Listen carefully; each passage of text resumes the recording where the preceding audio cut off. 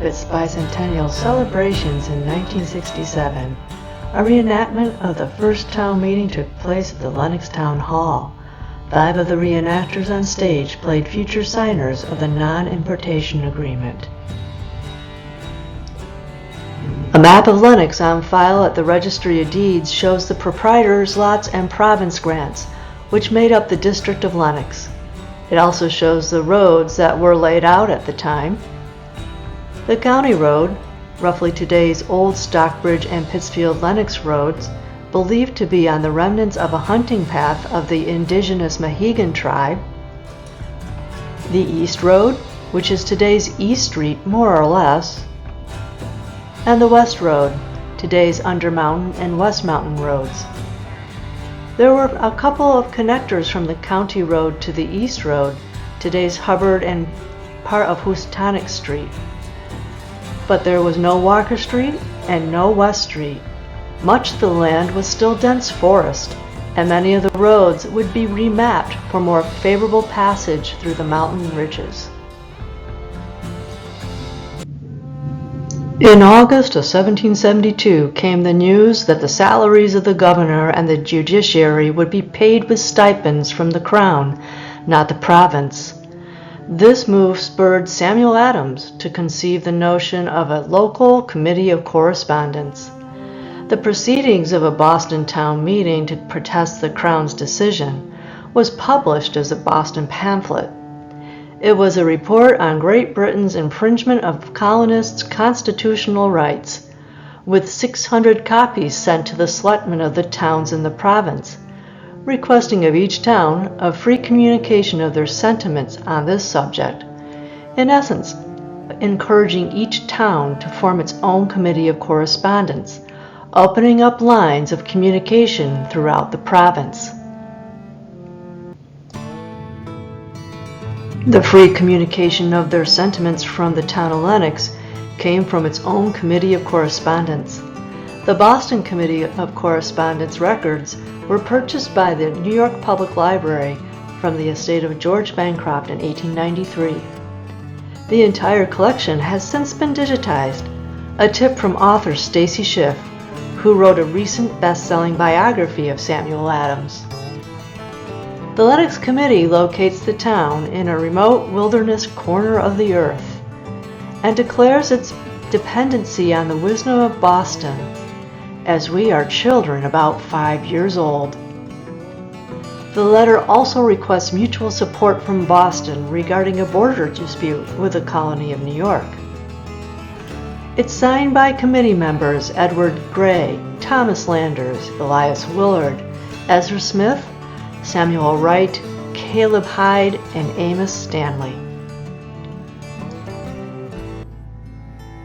The town of Sheffield's response to Boston, written at the home of Colonel John Ashley and known as the Sheffield Declaration, was published in the Massachusetts Spy. There are echoes of the rights listed in the Boston Pamphlet, echoes which would be heard in the 1776 Declaration of Independence. The Sheffield Committee wrote that mankind in a state of nature are equal, free, and independent of each other, and have a right to the undisturbed enjoyment of their lives, their liberty, and property. An enslaved woman in Colonel Ashley's household overheard these words and would sue for her own freedom.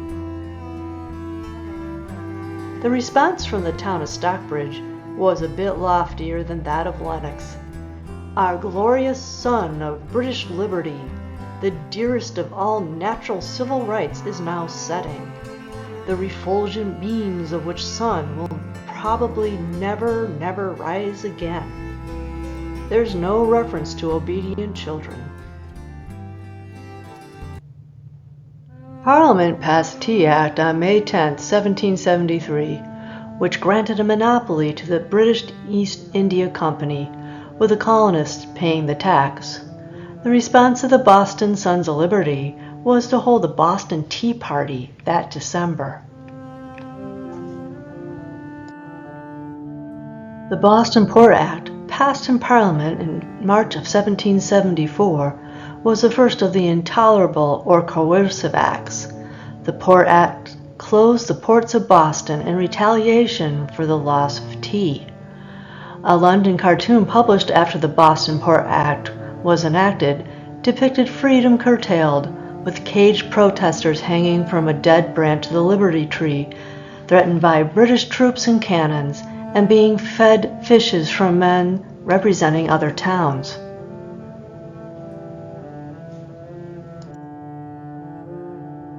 Samuel Adams made a plea to the other colonies on May 12, 1774. The town of Boston is now suffering the stroke of vengeance in the common cause of America.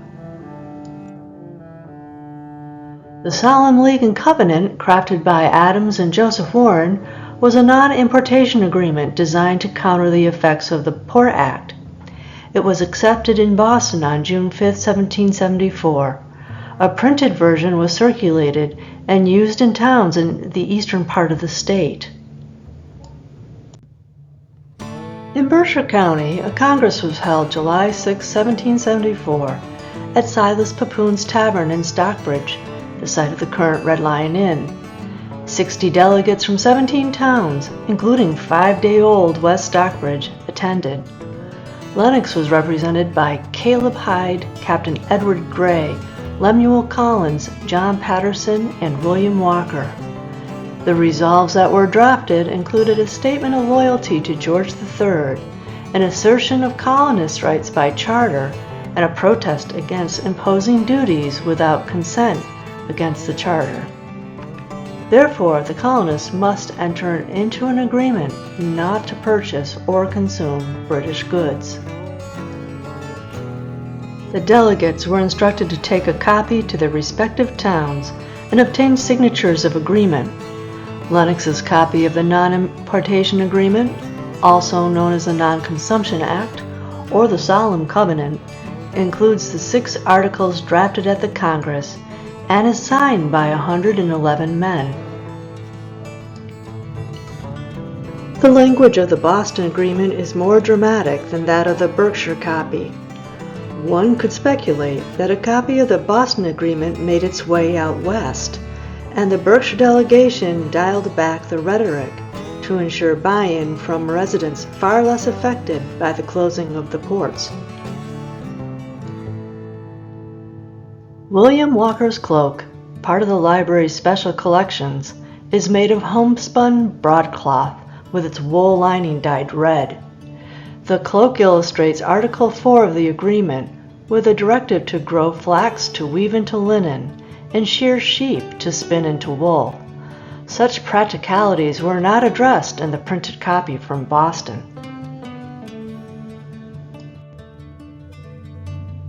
There are subtle differences between the copy submitted by Theodore Sedgwick, clerk for the Berkshire Congress, versus the copy signed in Lenox. For instance, Article 5 in the Lenox copy includes an added tag, particularly by omitting all commercial dealing with them.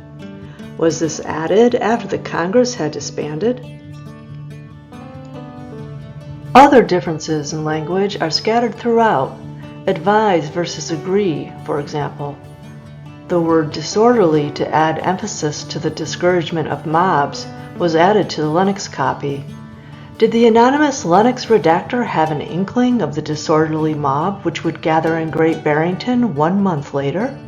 1,500 Berkshire colonists refused to allow the sitting of the courts on August 16, 1774. The courts were shut down from 1774 to 1780. A 1778 Berkshire Congress advised against opening the courts before a new state constitution be accepted. The Lenox delegates were Colonel Caleb Hyde and Captain William Walker, now officers in the Revolutionary War.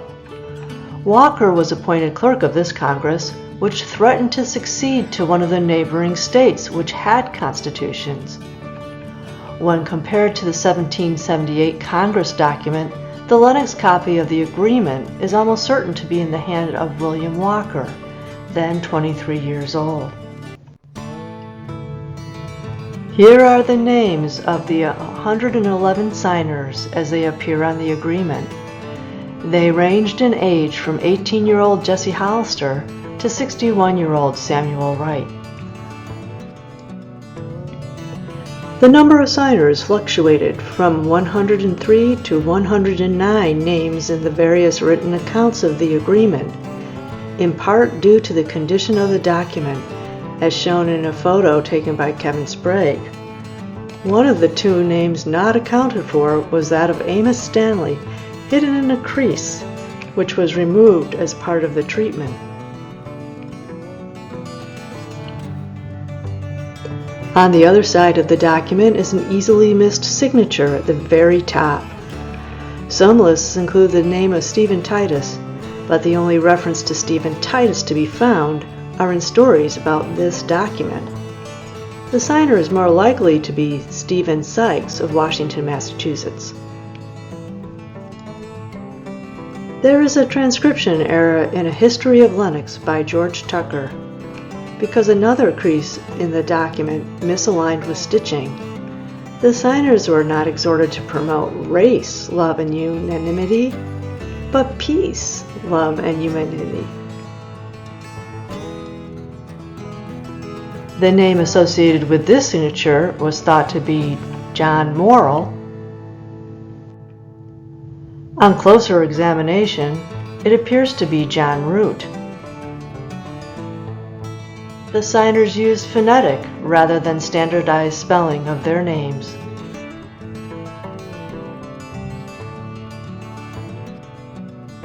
When father and son use phonetic spelling, it poses a genealogical challenge. How was the agreement signed? According to the Pittsfield Sun account from 1827, it was copied from the original manuscript in the possession of an old and distinguished revolutionary patriot of Berkshire, perhaps William Walker, and was adopted at a Lenox town meeting on July 15, 1774. But no record of that meeting is in the records at Town Hall, and no other towns seem to have their copy.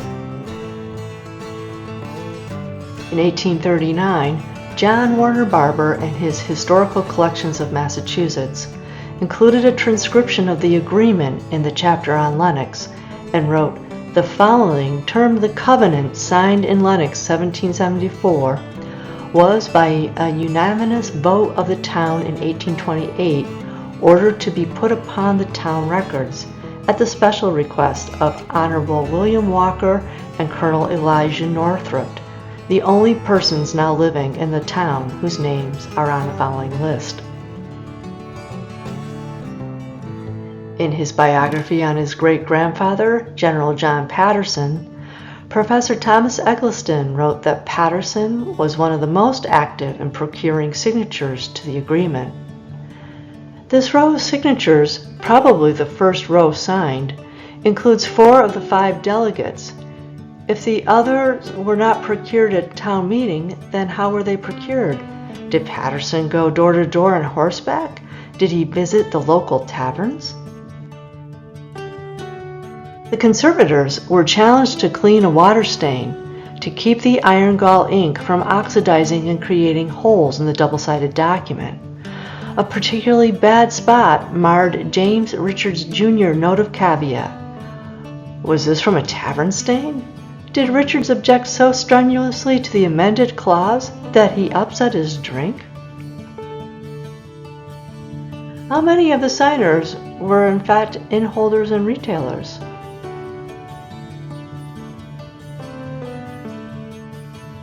Interlaken, the Gilded Age cottage of David Bishop, is depicted here in a photograph by Edwin Hale Lincoln.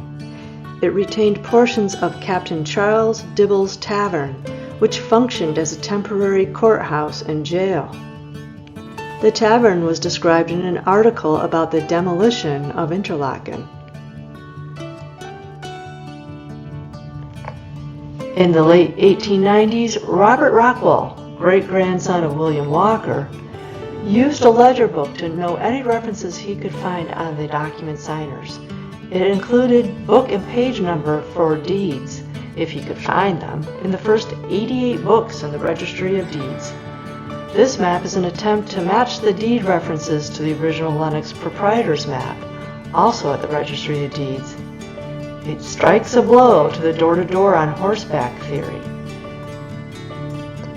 Here's an attempt to sketch out one of those deeds, that of James Richards Jr. Note the tiny jag in the lower half of the plot. Terry Flynn, descendant of hat maker Alexander Mackay, attempted to map out his ancestors' plot. To do this level of investigation on all 111 signers would take some work. The E Street book, written by Oliver Osborne, traced the families who lived there, corresponding to the owners at the time of his writing, which was in the 1880s. Mapping the names of the signers who lived on E Street to a map of 1876 reveals no names to the north. It was believed to be a Tory stronghold.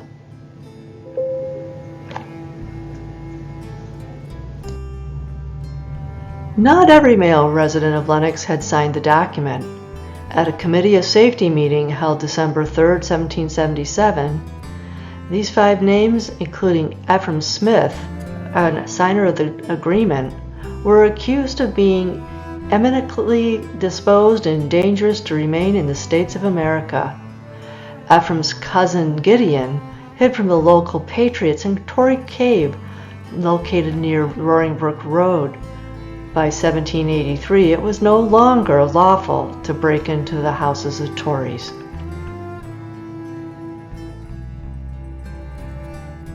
How many of the signers served on committees?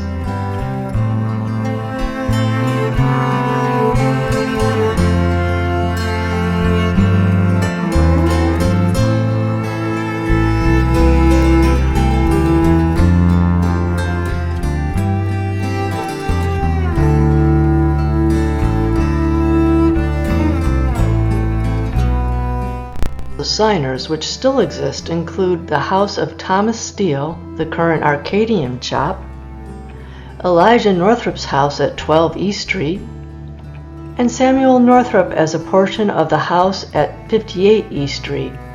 Local lore has yet to be fully authenticated for the home of Israel Dewey across from the church on the hill, rumored to be the original site of the first town meeting, and this house at 510 Walker Street, perhaps where William Walker first lived. Who among the signers were buried at Church on the Hill?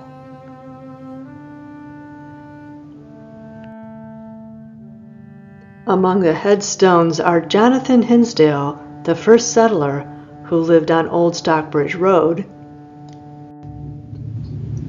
Captain Oliver Belden, who is often listed as Oliver Belding in the Revolutionary War records, Colonel Elijah Northrup, who wasn't actually a colonel, and Major General Patterson, who wasn't originally buried here. As part of the installation of the Patterson Monument in 1892, Professor Eggleston convinced other family members to have General Patterson's remains exhumed from Whitney Point, New York. Mrs. Patterson's remains were removed from Spencerport, New York, so this marked the first time she was laid to rest beside her husband. Observing the reinterment is Professor Eggleston and Edwin Hale Lincoln as part of the Grand Army of the Republic unit which marched in the dedication parade. Not all who died in Lenox were buried in the cemetery. Robert Rockwell's notes included a description and location, dated 1897, of the tombstone of James Richards. Its location in the spring of 2024, propped up against a tractor barn on a hillside property on Undermountain Road, part of the 76 acres that James Richards Jr. sold to Aldell Lewis, minus that little jagged piece, just big enough for a burial plot. Based on Rockwell's description, the base of the stone should be on the northern part of Undermountain Road. We're still looking. Thomas Tracy was also buried on his farm, adjoining the Stocking Farm located northwest of 129 East Dugway Road. His neighbor, Anthony Stoddard, was buried in the same plot. A descendant of Stoddard went looking with local historian Bernard Drew and took this photo.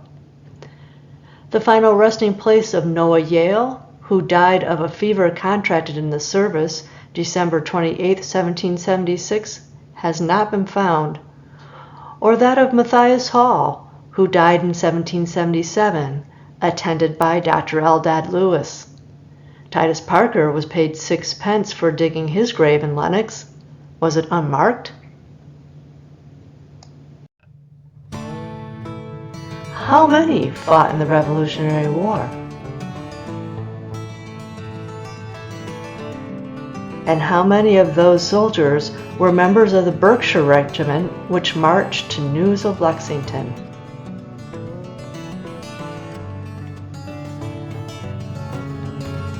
John Patterson was appointed to represent Lenox in the First Provincial Congress, held in the late fall of 1774.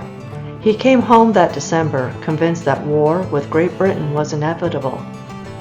A town meeting held the day after Christmas passed articles to appropriate funds for powder, lead, and flints. Patterson began military training of local men to be ready to march to wars at a minute's notice. In his History of Lenox, written in 1902, Reverend DeWitt Mallory located the training ground about where Trinity Church now stands.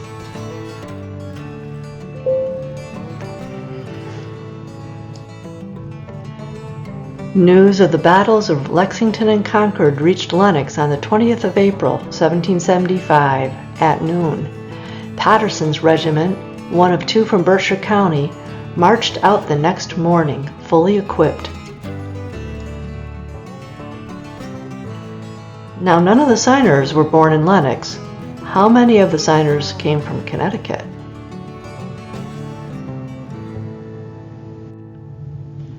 How many of the signers eventually moved away from Lenox?